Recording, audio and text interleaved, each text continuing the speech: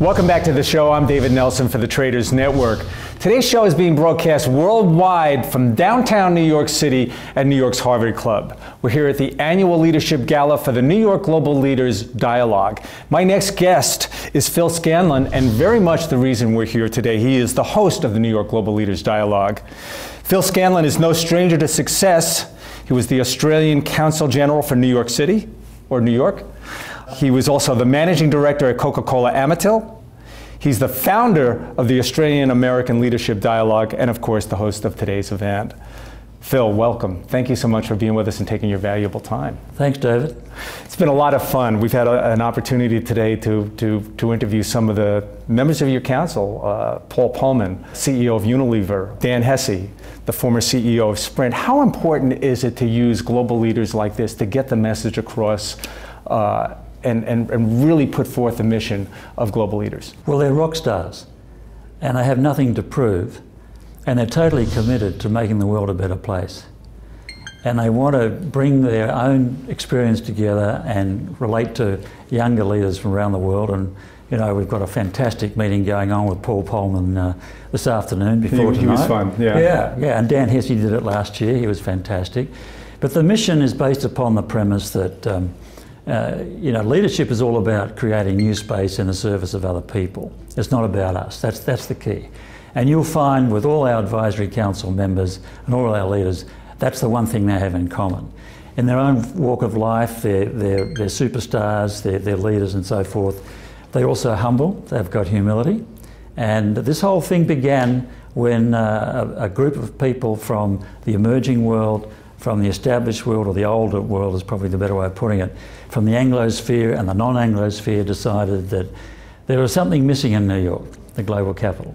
Take us back to that time. The organization started about 2 years ago. Yeah. And there must have been a singular moment. There must have been something, some need that you felt wasn't being met. And the reason you started this organization. Talk to us about that. Okay, well, when I was Consul General, we were the only country of 193. Australia was the only country of 193 which provided a platform for other countries to come and talk about themselves, which was quite unique. And they loved it. And then when I was leaving and going back into the enterprise world, a number of my colleagues who from different countries said, well, what are we going to do now? And the answer was, I said, well, you know, what do you want to do? And they said, look, we cannot convene the planet in New York. It's either the Anglosphere or various other elements of the world.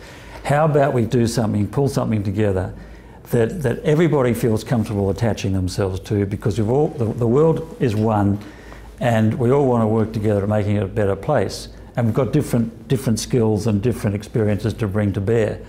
So when you meet and you talk to our advisory council members, you know, they've all got that common purpose, but they have their different verticals of endeavour where they excel. Well, let's talk about that. Our audience isn't going to have a better opportunity than to get the information from its leader.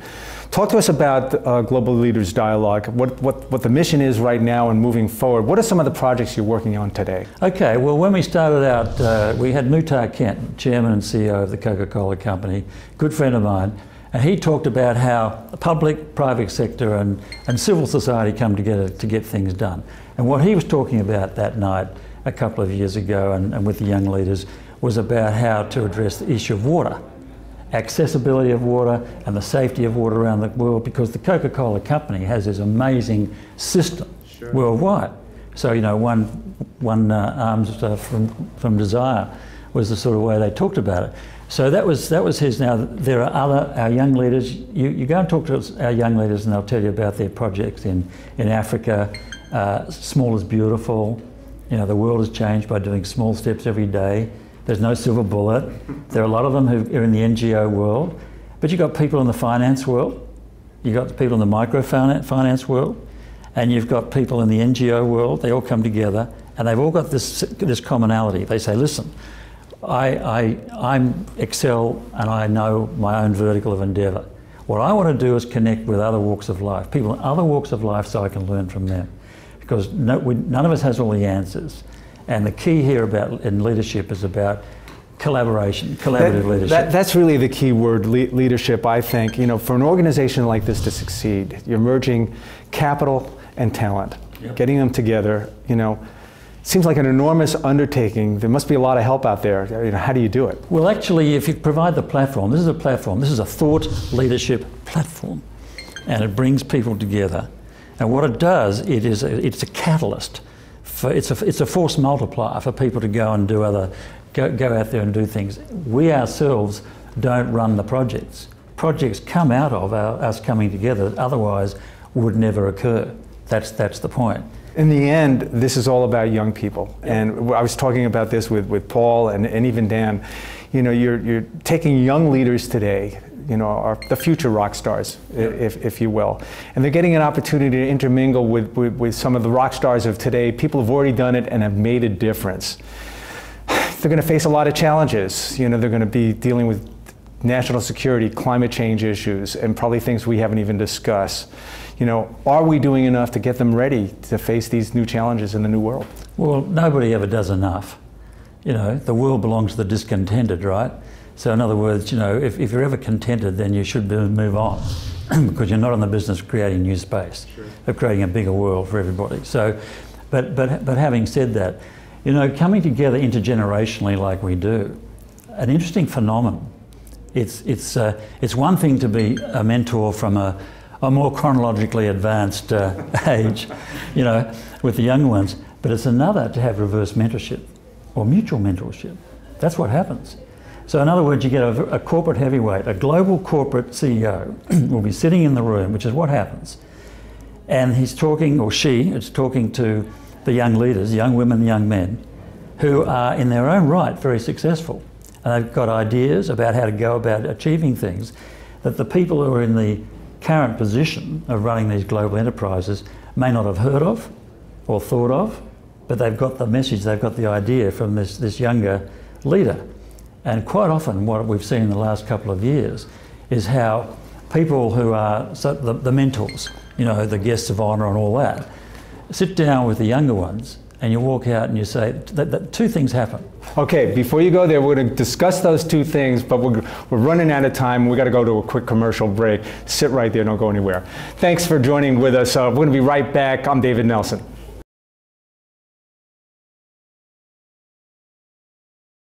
Welcome back to the Traders Network. If you're just joining us, we're sitting here with Phil Scanlan, founder and chairman of the New York Global Leaders Dialogue.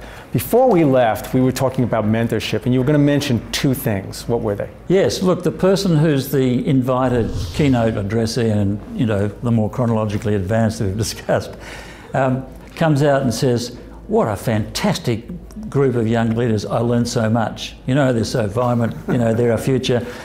And then you go and talk to the young leaders and they say, that guy, that woman or that man was fantastic because he listened and, he asked us questions. And so they both had a message for one another. They both learned from one another. And I think that's the key. We've talked about what's happened over the last couple of years, and the anniversary, I believe, was last month. What's next on your plate? Well, next on our plate is tonight. We've got two things happening. One is we're presenting the 2016 Global Humanitarian Award to Dr. Bindeshwar Pathak. Who's he? He has been described by Mahatma Gandhi's biological grandson as the spiritual grandson of Mahatma Gandhi. Why? He's a Brahmin from India who has brought the untouchables out from the darkness into the light of mainstream society.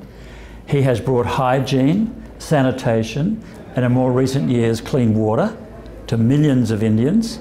And thirdly, he has, these are just three examples of the amazing things that he's done. He's amazing. He's done it with technology in a sense, hasn't he? Simple technology. And the other thing he's done, he's embraced the widows of deceased husbands who've been made outcasts from their families, and he's given them a new lease of life. Now, our motto, as you know, our mission is to create new space, right, in the service of other people. So he embodies that. And secondly, Paul Polman, as you've pointed out, is our keynote speaker, and he heads up Unilever globally, and Hindustan Unilever in India is a huge company, and they are very involved in the washing of hands and the hygiene movement in India. So there is a complementarity between what Hindustan Unilever are doing from an enterprise standpoint and what Dr. Pathak has been doing for nearly 50 years small is beautiful technology in the NGO environment. You're working with some of the biggest leaders in business today. And to accomplish your goals, it's going to be in capital. You know, how important is it to bring business in, you know, in out from the cold into an organization like this and utilize their talents and their capital to meet some of these goals? And I believe, you know, I would think people like Paul and Dan are just the key people out there that can get that message out there. Well, your audience is the classic example of what you're saying. You know, you've got CEOs out there who've got the wherewithal. I have been a CEO, and my view about being a CEO is that when you've got the hat, you should wear it, and you should use and leverage the platform you've got as a CEO to do really good things for the communities that you're serving. Now that's Paul's philosophy at Unilever. It's Muhtar Kent's philosophy at the Coca-Cola You just brought company. up a really important point, the word CEO, because this is an organization, and organizations need people at the top to run the ship. You know, you need a captain. And so many organizations out there, they have a great vision, but they don't have the infrastructure. What do you bring to the table here at New York Global Leaders? How do you run this ship here? Well, I'm the chairman, which is a non-executive role, and I'm blessed to be able to work with a fantastic group of advisory council colleagues. And what they all bring, what we do, we're a platform. So the idea, including to your audience, is, you know, come on board and work as a team with us, and from here it's a force multiplier. So people come up with ideas, they get together and say, okay, let's collaborate on getting these things done. Now what's going to happen as a result of tonight is Dr. Pathak has been sitting in with Paul Polman's discussion with the global younger leaders, and you and I know, David, that 1 + 1 equals not just 5, about 17 in this case. But yeah, because Dr. Pathak is talking about, he's got a technology that can enhance the lives of 2.5 billion fellow human beings. How's that? That's pretty good. That's pretty good. You know, I've only got one last question, and it's one this is one personal for me. Think back over your career. Think back. And with any organization at any point in time, you know, a point where your singular best achievement, where you can say to yourself, I made a difference. Can you share it with us? Yes, I have 5 daughters and 2 sons and a beautiful wife. And if you ask me what my priorities in life, it's them, okay? And I am very committed with, you know, women in the world. With 5 daughters, I think the women's movement and empowering women globally is a huge, huge opportunity for us. And that is going to be the hallmark of what the New York Global Leaders Dialogue will be embarking upon in future years. Okay, we still have about 30 seconds left. I still want to know what happens after tonight. What do you think is the next mission for New York Global Leaders? The next mission will be to look through the next 12 months and develop a theme for next year. We will be having we'll be looking for the 2017 Global Humanitarian. We've got some ideas about that. It could be in the area of human crises, the aftermath of catastrophic events. It could be in the environment. It could be women in the world. It could be Is the political dynamic a challenge for the organization? No. The one thing that I would say, and thanks for asking this question, by the way, the one thing is that it is non-partisan.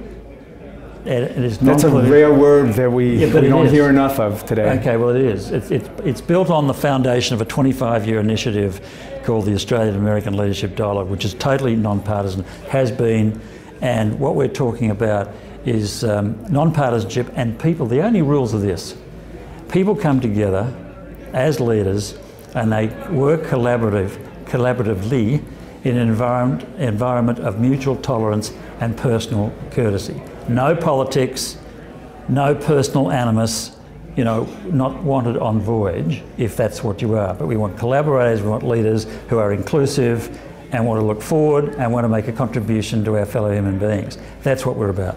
That's pretty refreshing. I hope we can continue with that. Phil, thank you. Thank you so much for being with us today. It was really a pleasure. Thanks very much, David. Thank you. And thank you for joining. Of course, a quick thank you goes out to 1-800 Public Relations for all the PR and media support. I'm David Nelson.